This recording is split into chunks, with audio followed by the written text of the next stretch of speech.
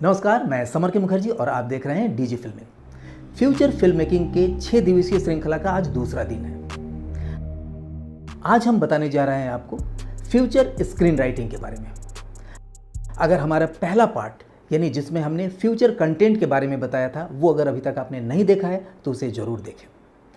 Future screen play में आपको आज बताएंगे कि किस तरह का स्क्रीन राइटिंग का काम आने वाले दिनों में होने वाला है, यानी राइटर के लिए ये कितना अच्छा, सुखद या इजी होने जा रहा है, ये आपको बताएंगे। इसका पहला पॉइंट है instant story boarding. Story board किसे कहते हैं? जब आप स्क्रीन राइटिंग करते हैं तो चित्र के ज़रिए आप स्टोरी बोर्डिंग करते हैं, यानी एक डायरेक्टर को या सिनेमेटोग्राफर को ये पता चलता है कि स्टोरी बोर्ड के हिसाब से फिल्म को शूट कैसे करना है। यही चीज़ अगर राइटर को भी पता चले लिखते समय तो कितना अच्छा होगा। तो इंस्टेंट स्टोरी बोर्डिंग के लिए अलग अलग सॉफ्टवेयर ऐप्स आने जा रहे हैं और इस पर काम भी मेरे ख्याल से हो चुका होगा। अगर नहीं हुआ होगा तो आप अगर इस वीडियो को देख रहे होंगे तो इस पर काम ज़रूर करना शुरू कर दीजिए। देखिए, स्क्रीन राइटिंग के लिए बहुत सारे सॉफ्टवेयर हैं, जैसे फाइनल ड्राफ्ट है, काइट सिनारिस्ट है और बहुत सारे ऐसे सॉफ्टवेयर हैं जिस पर आप स्क्रिप्ट लिखते हैं। और स्क्रिप्ट जब लिखते हैं तो उसके अंदर ऑटोमेटिकली आपका एक्शन पार्ट या डायलॉग पार्ट आता जाता है और आप लिखते जाते हैं। उसके बाद उसके अंदर बहुत सारी फैसिलिटीज़ होती है जिसके ज़रिए आप ये देख सकते हैं कि कितने वर्ड्स में लिखा गया, किसका कितना डायलॉग्स है, कितना एक्शन पोर्शन है, किस किस लोकेशन पर कौन कौन सा सीन है, बहुत सारी चीज़ें। लेकिन आने वाले दिनों में होगा कि जैसे ही आप स्क्रिप्ट राइटिंग करते समय स्क्रीन प्ले के दौरान जब एक्शन का पार्ट लिखेंगे तो वो एक्शन का पार्ट साइड में 3D के ज़रिए आपको स्टोरी बोर्ड में दिखाई देने लगेगा। अगर आपने लिखा और एक टेंटेटिव वे में दिखाई देगा कि भाई एक पहाड़ी एरिया, झरने बह रहे हैं, वहाँ पर दो जो कपल है वो हाथों में हाथ रख करके दौड़ते हुए सामने की तरफ आ रहे हैं। तो वहाँ पर एक फ़ोटो बन जाएगा या हो सकता है आपको एनिमेटेड वीडियो के रूप में मिल जाए। जो चीज़ आप लिख रहे हैं वो चीज़ आपको वहाँ पर दिखता चला जाएगा ताकि ईजी हो। और वहाँ पर आप देखते हुए लगा कि नहीं इसमें थोड़ा सा और डिटेल करना है, आप लिखेंगे पीछे जो वादियाँ हैं वो ग्रीन है और ठंडे का मौसम है, यानी वहाँ पर कूल टेम्परेचर है, तो आपको उस ढंग का आपको माहौल दिखा देगा। क्या होगा इससे कि स्क्रिप्ट राइटर को भी पता चलेगा कि हम कितना डिटेल में लिखेंगे कि डायरेक्टर को हमारा पूरा चीज़ पता चलता रहे। तो ये एक नया चीज़ होगा। उसमें अगर आपने लॉन्ग शॉट लिखा तो लॉन्ग शॉट दिखाएगा, अगर आपने लिखा है मिड शॉट तो मिड शॉट दिखाएगा, क्लोजअप दिखाना है क्लोजअप दिखाएगा और एक कैरेक्टर को क्रिएट करेगा जो आपके हिसाब से होगा। आपने कैरेक्टर को क्रिएट करते समय जिस समय आपने लोकेशन के बारे में लिखना शुरू किया तो हर एक लोकेशन को अलग अलग आप डिफाइन किए तो वो लोकेशन आ गया। अगर आपने कैरेक्टर यानी जो नायिका है उसके बाल थोड़ा से बड़े होंगे, कमर तक बाल हैं, तो उस तरह का उसका हेयर का पोस्चर बना देगा।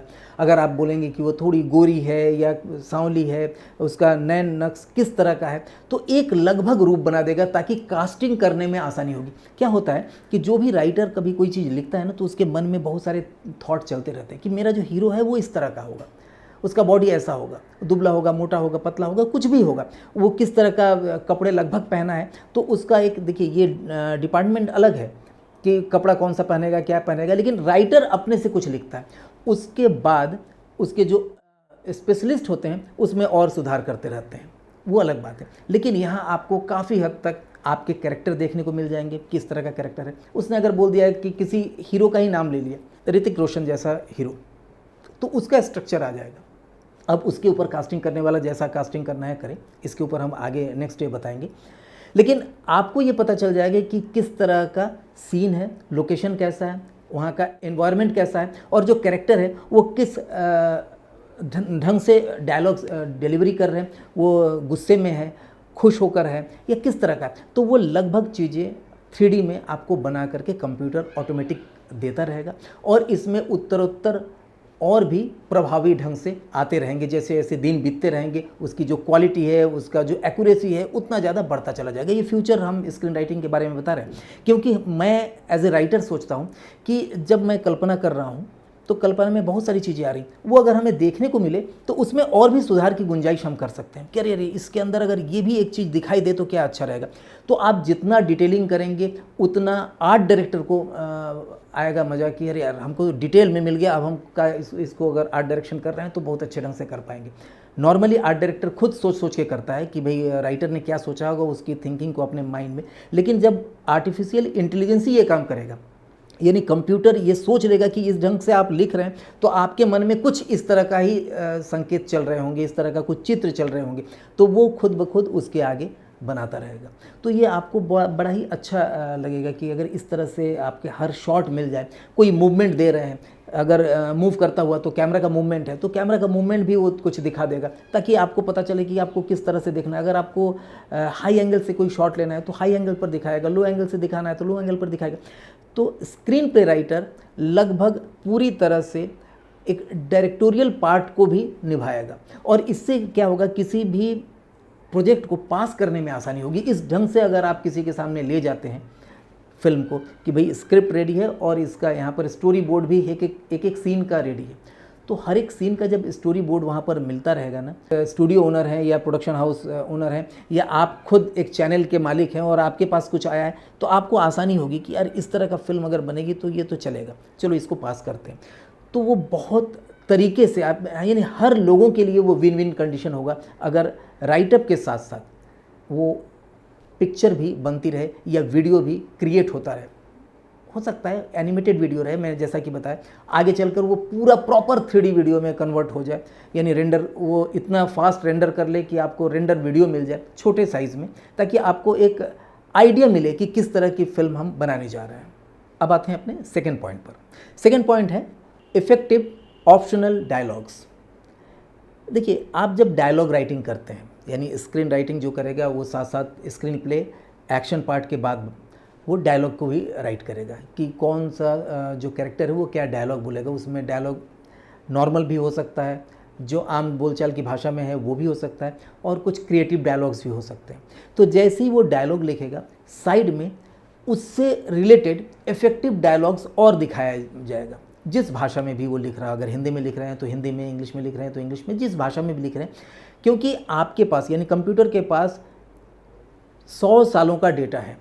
100 सालों में इस तरह का वर्डिंग कब कब बोली गई है, किस किस फिल्मों में बोली गई है, क्या क्या बोला गया है, किसको बोला गया है, क्या चीज़ है, तो उससे रिलेटेड डायलॉग्स आपको बेस्ट 10 डायलॉग्स को वहाँ पर स्क्रॉल करेगा। आपको अचानक याद आएगा कि यार ये वाला डायलॉग तो मेरे से भी अच्छा, चलो उसको पिक कर लेते हैं, या इसको लेकर उसमें एक वर्ड और बढ़ा देते हैं तो और अच्छा हो जाएगा। सुनने में निश्चित तौर पर आपको लग रहा है कि ये हो सकता है क्या? बिल्कुल हो सकता है, क्योंकि अभी ऑलरेडी आप देखते होंगे गूगल में आप कोई सेंटेंस लिखना स्टार्ट करिए, वो खुद अपने से बताना लगेगा कि क्या आप ये लिखना चाहते हैं, ये लिखना चाहते हैं, आप उसको सेलेक्ट करते हैं। उसी तरह से जब आप फिल्मों के डायलॉग्स लिखेंगे, इतने डायलॉग्स के डेटाबेस एल्गोरिथम में पड़ा हुआ है कि एल्गोरिथम के जरिए वो डायलॉग्स बताएगा, और अगर एआई का वहाँ पर इस्तेमाल करेंगे तो हो सकता है आर्टिफिशियल इंटेलिजेंसी आपकी इंटेलिजेंसी से बेहतर हो और आपसे बेहतर डायलॉग वहाँ पर वो सजेस्ट कर दे कि आप इस डायलॉग को लिखिए, और आपने उस डायलॉग को लेना है नहीं लेना है आपकी अपनी मर्जी, यानी एज ए स्क्रिप्ट राइटर आप सोच सकते हैं। उस डायलॉग को अगर आपने लेते हैं तो आपको बेहतर वहाँ पर आउटपुट मिलेगा। अच्छा, ये भी है कि कोई डायलॉग अगर मिलता जुलता है, यानी कॉपीराइट के अंदर आ रहा है, अगर उसको लग रहा है कि यार ये डायलॉग अगर हम लेंगे तो ये कॉपीराइट में आ सकता है, किसी का एग्जैक्ट उठा रहे हैं, तो वहाँ पर भी बता देगा देखो ये डायलॉग इस फिल्म का है, एग्जैक्ट आप मत लो, कॉपीराइट में आ जाएगा, क्योंकि उसके पास इसका भी जानकारी है कि नियम कानून गवर्नमेंट का क्या चल रहा है। तो आपको कॉपीराइट भी पता चल गया और आपको डायलॉग्स भी मिल गए। अब उसमें थोड़ा सा भी ब्रेन लगाएंगे तो आपको एक अच्छे डायलॉग वहाँ पर मिल सकते हैं। बहुत तरीके के ऑप्शन देंगे और सारे ऑप्शन इफ़ेक्टिव होंगे, प्रोफेशनल होंगे, तब आपको लिखने में और मज़ा आएगा, फास्ट काम कर पाएंगे उसमें। अब आते हैं तीसरे पॉइंट पर। तीसरा पॉइंट है ऑडियंस चॉइस लेवल। जब आप कोई सीन क्रिएट करते हैं, कोई शॉट बना रहे हैं, उसमें लिख रहे हैं, किसी तरह का डायलॉग्स लिख रहे हैं, तो साइड में जैसे आपको सजेस्ट करता है डायलॉग्स, उसी तरह से अलग से एक बटन रहेगा जिस पर जाएंगे तो वहाँ पर चॉइस दिखाएगा कि इस डायलॉग्स को, इस तरह के जो एक्शन पार्ट आपने लिखा है, इसको कितने % लोग ज़्यादा पसंद करेंगे। वहाँ पर हो सकता है 2 वर्ड चेंज कर दीजिए, या एक्शन का जो पार्ट है जहाँ पर कि लोग क्या कर रहे हैं, यानी स्क्रीन प्ले जहाँ डिटेल में लिख रहे हैं, उसको थोड़ा सा और अच्छा कर दिए, तो आपने देखा कि जो चॉइस का लेवल है पसंद करने का लेवल है वो और बढ़ गया और अपर लेवल पर चला गया। यानी हर एक सीन पर, हर एक शॉट वाइज, हर एक डायलॉग्स वाइज आप ये देख सकते हैं कि लोगों का पसंद इसमें कितना परसेंट होगा जो मास का है, क्योंकि ये भी डेटा और ये भी एल्गोरिथम उसके अंदर है और आर्टिफिशियल इंटेलिजेंस के थ्रू कंप्यूटर ये डिसाइड करेगा कि आपने जो डायलॉग लिखा है, आपने जो इस सीन को क्रिएट किया है, इस सीन को कितने लोग पसंद करेंगे उनके पिछले डेटा के अनुसार। तो वहाँ पर भी आप करेक्शन कर सकते हैं। यानी अगर आपको लगता है कि पूरे फिल्म लिख लिए, वहाँ पर ये सीन में पसंद की संख्या कम है, कुछ कमज़ोर हो रहा है, यानी आपको मिल रहा है कि यार ये उतने लोगों का पसंद नहीं है, ये सीन में लोग फॉरवर्ड कर सकते हैं, तो उसको और मजबूत आप कर सकते हैं। यानी इसके ज़रिए जब आप किसी फिल्म को लिखेंगे, कंप्लीट करेंगे, तो ये लगभग तय हो जाएगा कि आपका जो स्क्रीन प्ले है ये मैक्सिमम तौर पर बेस्ट है। इसको इस तरह से समझिए कि हर एक कहानी को अच्छा या बुरा बनाने का एक सीमा होता है। भाई बुरा मैक्सिमम क्या बना सकते हैं उसकी बात मैं नहीं करूँगा, लेकिन अच्छा बनाने का एक सीमा होता है। एक आपका कहानी का प्रारूप है, उस कहानी को जो बेस्ट वे में अच्छा बनाया जा सकता है वो एआई की मदद से, यानी सॉफ्टवेयर की मदद से आप कर सकते हैं। आपका ही ब्रेन चलेगा, लेकिन आपको जब कोई हेल्प करने वाला मिल जाएगा ना, तो आप बहुत फास्ट काम कर पाएंगे और बहुत अच्छा निर्णय ले पाएंगे अपने फिल्म के प्रति। मेरे ख्याल से आज का ये जो वीडियो है फ्यूचर स्क्रीन राइटिंग के ऊपर आपको अच्छा लगा होगा। नेक्स्ट डे यानी कल के दिन में हम एक नए फ्यूचर फिल्म मेकिंग के ऊपर टॉपिक लेकर आ रहे हैं, उसे देखना ना भूलिए और इस चैनल को सब्सक्राइब जरूर करिए। और अगर आपको लग रहा है कि ये वीडियो किसी को शेयर किया जा सकता है, किसी प्रोड्यूसर को, किसी डायरेक्टर को, किसी चैनल ओनर को या किसी राइटर को, किसी को भी, तो आप इसे शेयर जरूर करिए। नमस्कार।